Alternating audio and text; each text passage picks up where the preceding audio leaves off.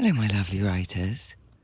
Here is a writing walk in delightful, crisp, sharp -3 degrees. At least that's what my barometer says.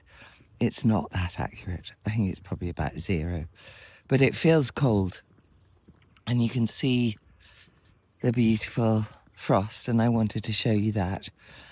And I wanted to talk today about coming up to Christmas and how we deal with our writing lives and our writing minds in times of disruption.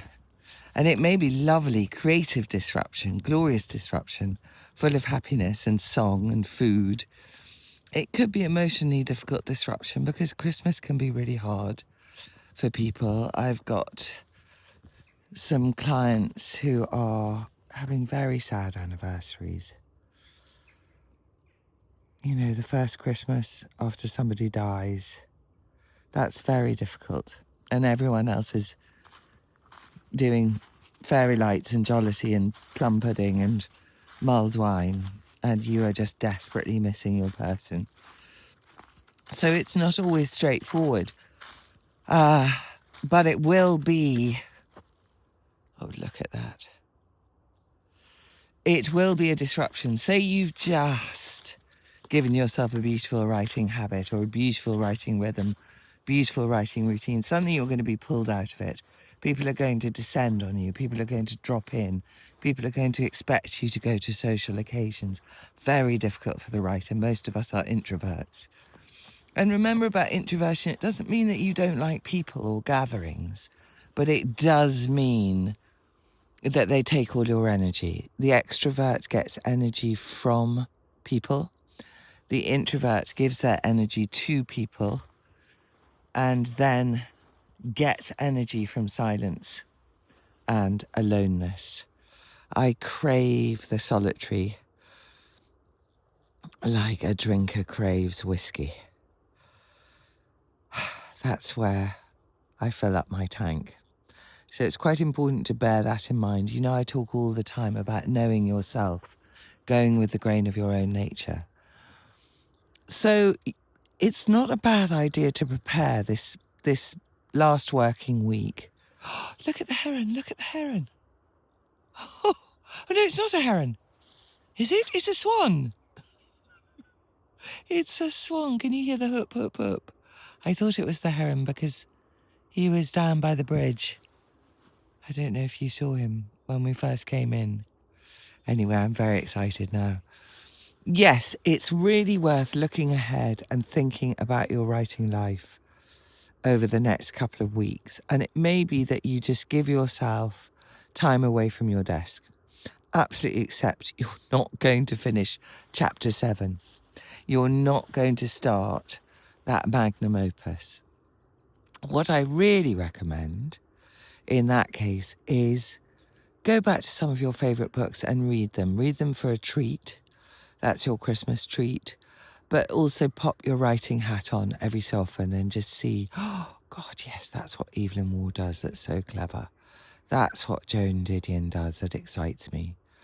That's what Bruce Chatwin does, or Michael Ondaatje, or Jane Austen, or, you know, whoever your beloveds are.